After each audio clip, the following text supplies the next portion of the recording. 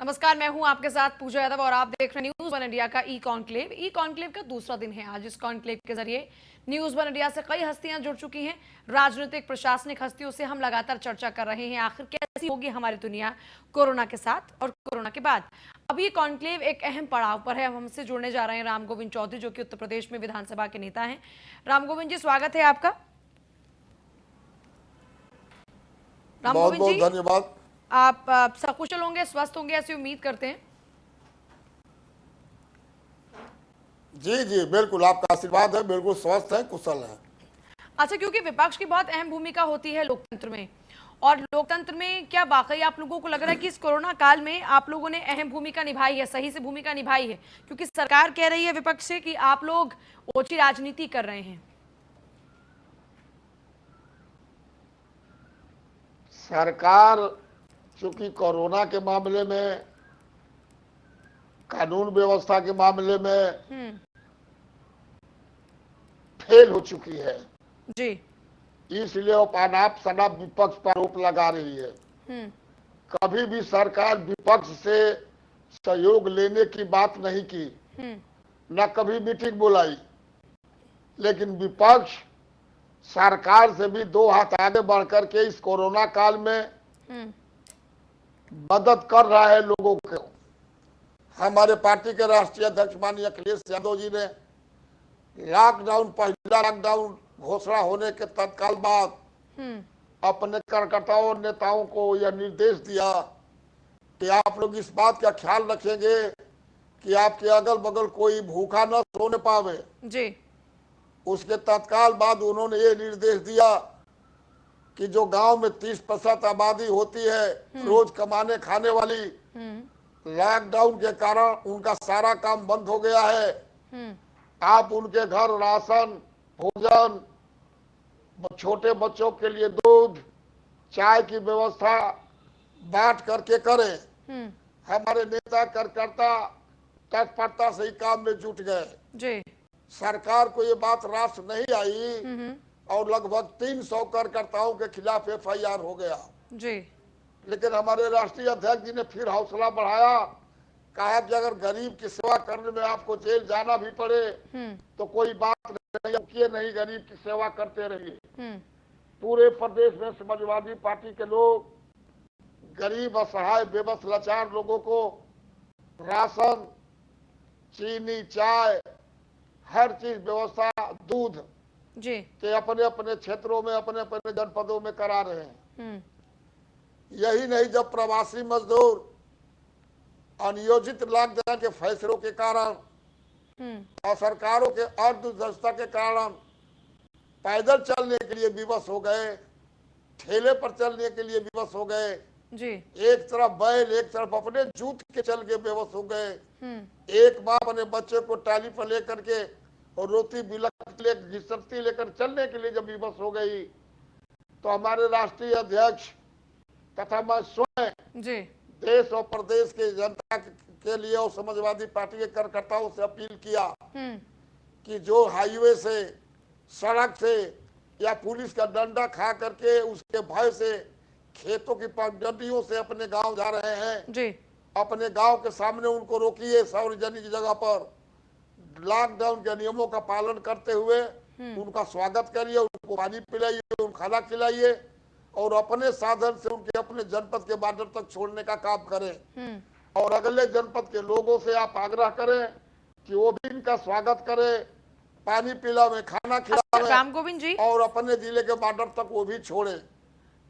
Akhilesh Yadav tweet के जरिए लगातार सरकार पर निशाना साध रहे थे। इस बीच प्रियंका की एंट्री होती है लॉकडाउन 4 में, और प्रियंका 1000 बसों के साथ में आती है, कहती है कि हमारे पास 1000 बसें हैं, आप इन बसों का इस्तेमाल कीजिए और लोगों को आप पहुंचाने का काम कीजिए।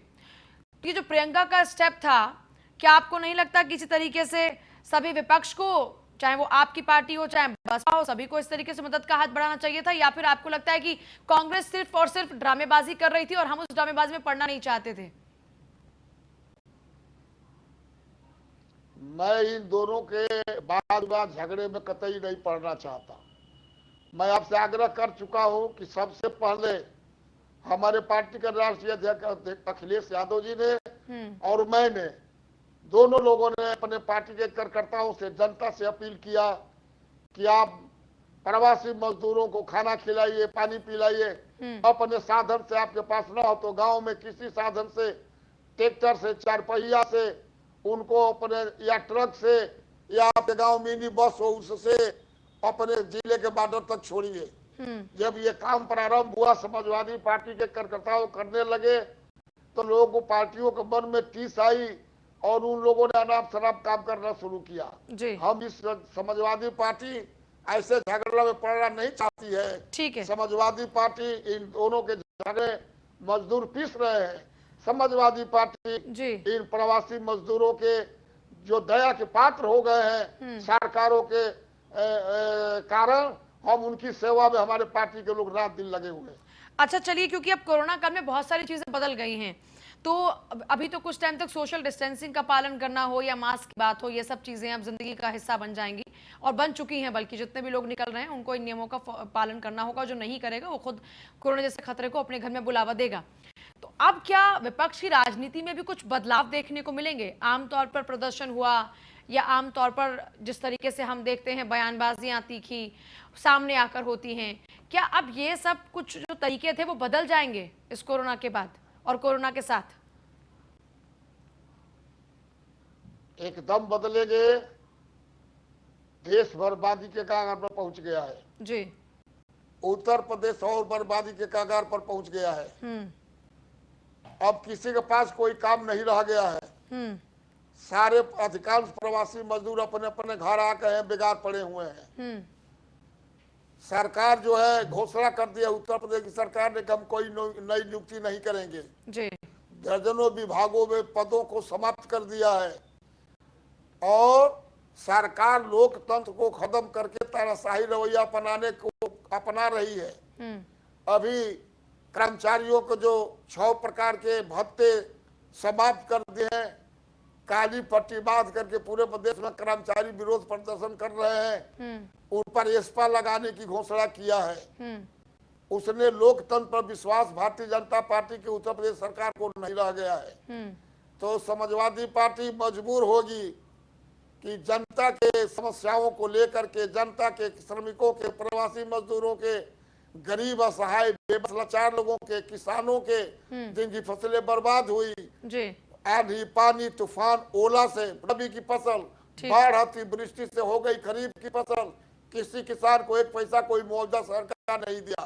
इन सारी बातों को लेकर के समाजवादी पार्टी सड़क पर उतरने का राष्ट्रीय अध्यक्ष के आदेश से, निर्देश से सड़क पर उतरेगी और जनता की लड़ाई को लड़ेगी।